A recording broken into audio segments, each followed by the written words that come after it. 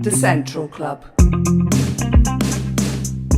If you've got any stories you can put out, like some of the close I mean, near-death experiences of yourself, maybe. I'll just pitch my book. I mean, in the book that I've written, El Infierno, which talks about my prison experiences, in there I go into one of the particularly bad experiences that I had, which was a 2.5 hour long gunfight on the wing. A new gang had come into the prison and they were on my wing. In fact, it was the gang that had put me in charge of selling cocaine on the wing. They were called the Choneros, who are now probably Ecuador's biggest, strongest gang, or one of them anyway. And the boss of that gang was on the wing with me, called Hot Ellie. He's now dead. He got shot.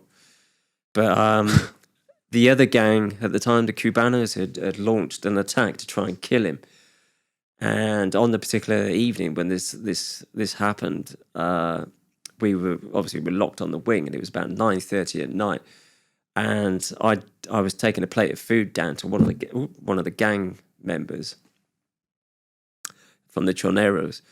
And as I've given him the plate of food, some other members of the Cubanos who were near the gate to the wing have come up behind me, used me as sort of cover, and shot the guy over my shoulder and shot him in the face as I'm giving him the food. As I'm turning away, they've shot over my shoulder and killed him in front of me, blown the back of his head out.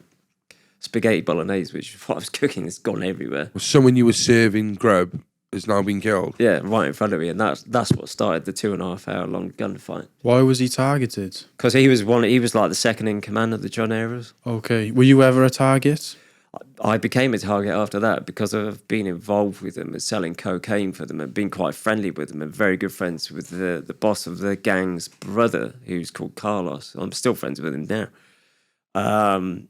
Because of that, after the gunfight had happened, which lasted 2.5 hours and ended up like two people dead and 12 injured, the police then came in and tortured everybody for another 2.5 hours to find out what had happened.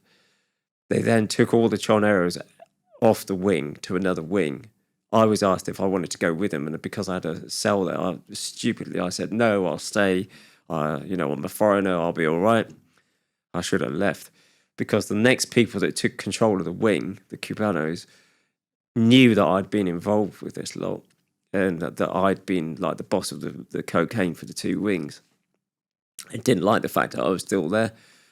So I became a target, basically. And I mentioned earlier that I got called into the cell of the new boss on like, I don't know, about a week after the shootout had happened.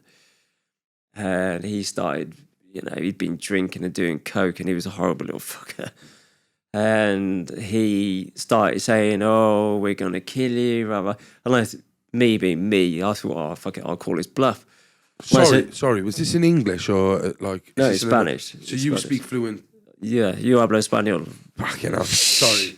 Go on. So he started saying, "Oh, we're going to kill you unless you do this and do that." And I said, "Well, I'll tell you what, just kill me then if you..." Trying to call his bluff, which was a mistake because I've done it in front of him and his homies basically. So he then goes.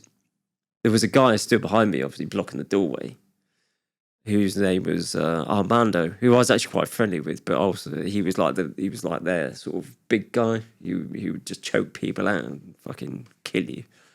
So they've said, "Armando, go and get a couple more guys. We're going to kill this guy and cut him up." And I was like. And then I was like, obviously the panic set in. And I was like, whoa. And then I had to talk myself out of it.